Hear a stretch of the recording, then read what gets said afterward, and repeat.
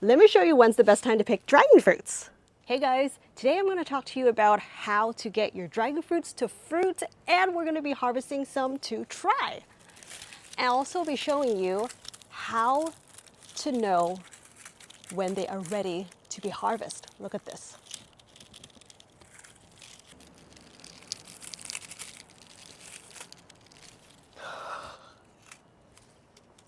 So it's been about roughly 2 years since I've planted this ridiculously tall dragon fruit trellis.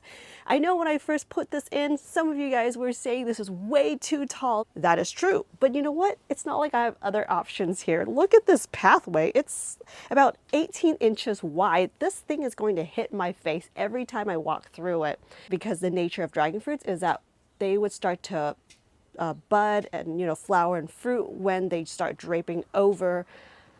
So yeah, I don't want it to be hitting my face every time. But anyway, today I'm going to give you an update on this plant, and I'll tell you why I prefer to grow certain varieties more than others, how to get them to start flowering, fruiting, how to pollinate them, and to tell when is the best time to pick these fruits, because dragon fruits is not like a lot of other fruits where it would continue to ripen after you pick them. With this fruit, even though it looks like it's really ripe because the color is so bright and bold, it's actually the sugars have actually stopped producing once you pick it off the plant. So it's really important that you get it right. Otherwise, it's not going to be that sweet. It's not going to be that tasty. You're going to say, I grew this really bland thing. Just like a lot of comments in previous videos saying how, like I was acting when I was tasting it because this thing tastes like nothing, is what some people have said. But you know what? That's because when you're actually purchasing these at the grocery stores, they have to pick them before the peak of ripeness. Otherwise, they can't really ship and they can't store fruits. About 2 to 3 years ago, when I first planted this, there were a few varieties in here. They were rare varieties given from a friend, but the tags, certain ones are lost and some I can't read anymore. There was like a red variety, the ones with the red inside, one with the white, yellow skin but white inside. That's really sweet. As most, I think people consider that one being like the most delicious. Although the red one I think is probably the most nutritious due to it's just red, deep red pigment. And then the white variety, which is this one, the pink outside and the white flesh inside. And that is normally considered as the most common variety, which I'll tell you why I prefer to grow this variety over others in just a bit. Now, I grew a few varieties in here because, like I said, there's no other options. I either plant all of them in one pot, because this is the only spot I can find here that makes most sense to plant it, or I'm not going to be planting any. And yes, I can just plant one and give the rest of the varieties away, but I was not willing to share because it was just so rare. I really wanted to try to grow them. It's kind of fun to experiment too, right? Otherwise, I would not have known about this.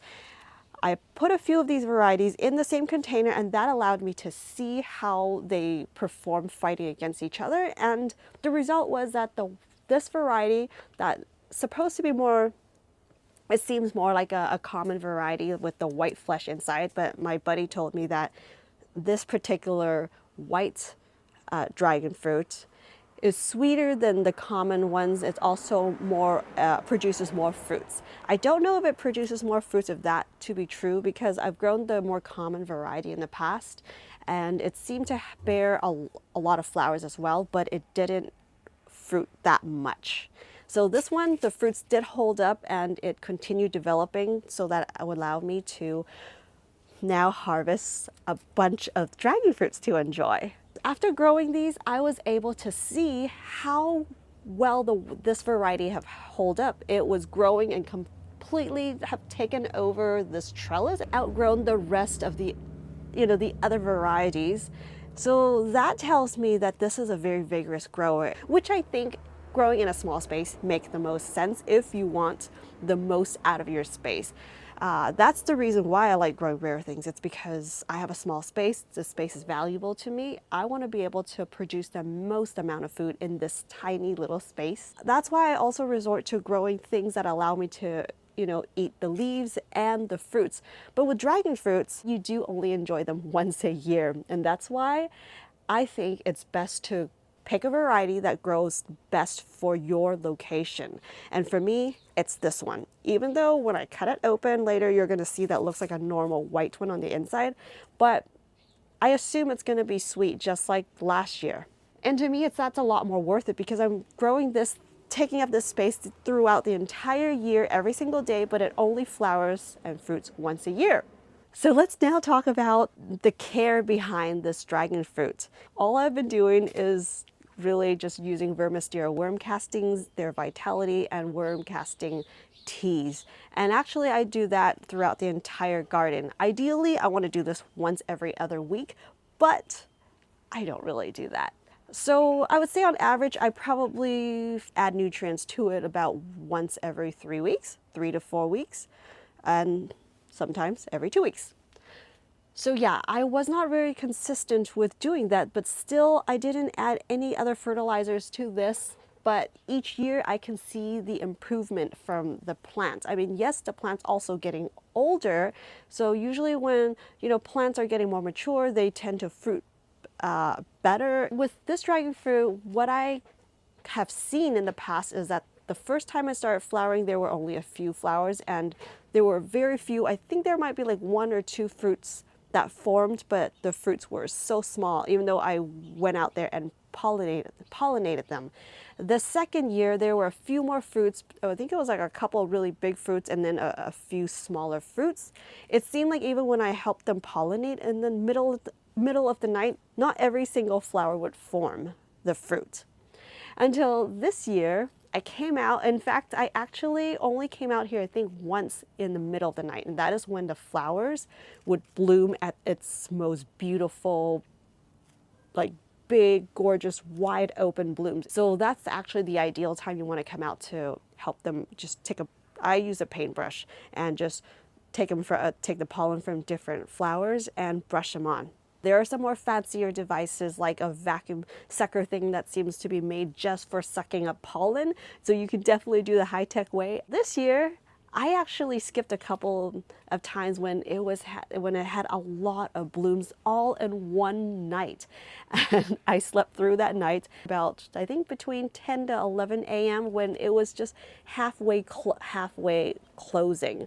Now, dragon fruits open at night, and once they sense brightness, they would start to close up. So when you get that direct sun hitting it, it's going to make them close up completely and they're done. So you only have a short window to help pollinate them. And that's also another reason why I wanted to grow a few varieties in this pot, actually, is because having, cross-pollinating them with different varieties would increase the chance of them fruiting, especially with the red ones or the ones with the yellow skin on the outside and the white on the inside. I wanted to increase the chances of the other dragon fruits to fruit.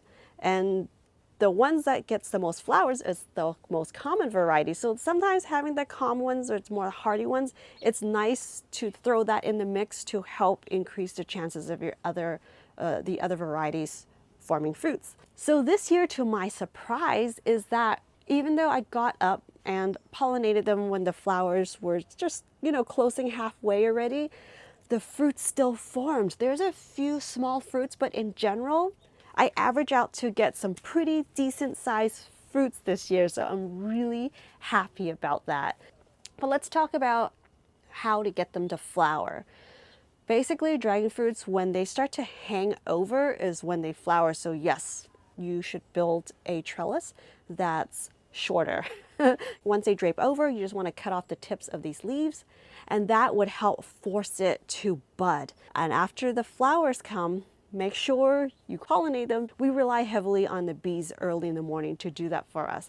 And I think that's also been helpful this year because there was a lot more flowers. The plant's just healthier overall.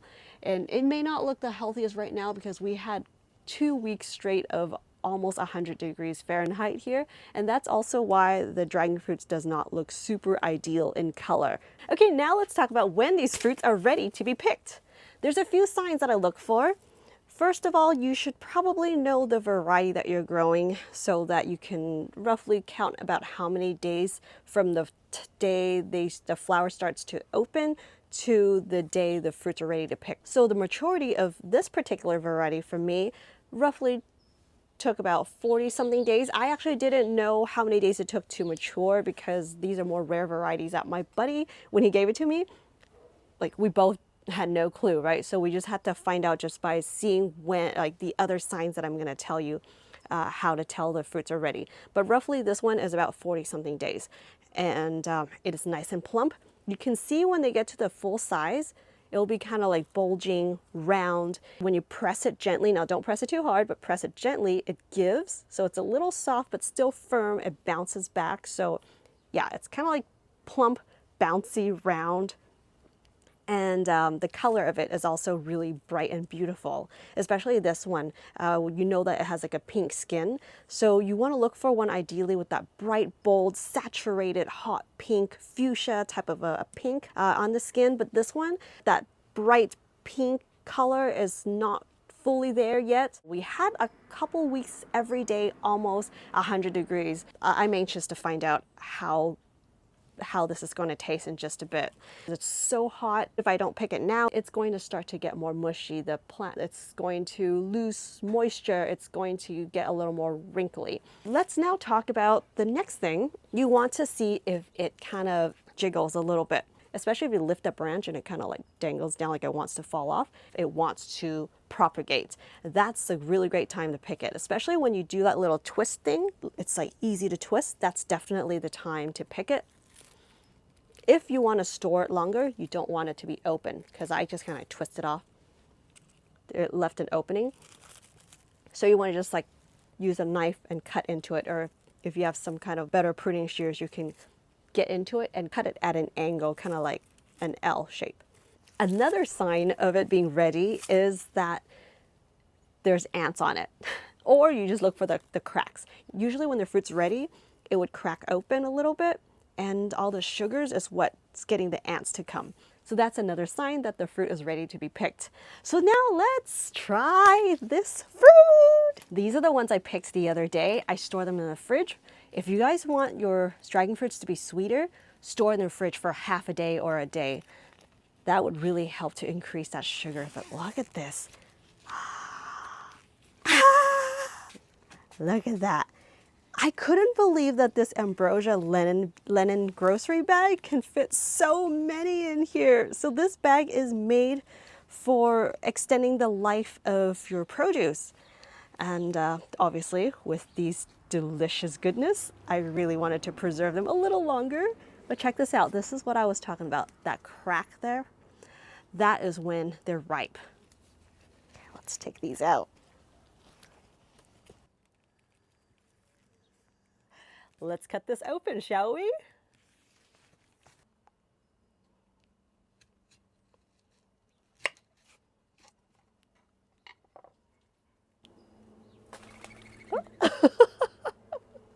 Those birds. Whoa, look, it's falling apart.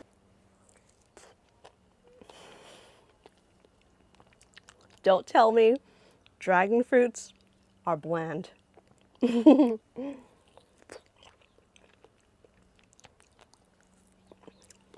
This is one of the most hydrating fruits in the summer. Whoa, look at that. It just comes right off.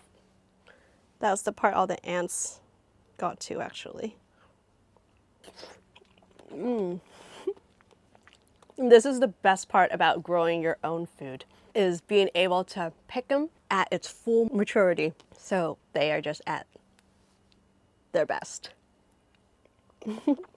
Now, what I want to know is, have you ever had a good dragon fruit? Let me know in the comments below, or if you are growing one, I love to know them as well.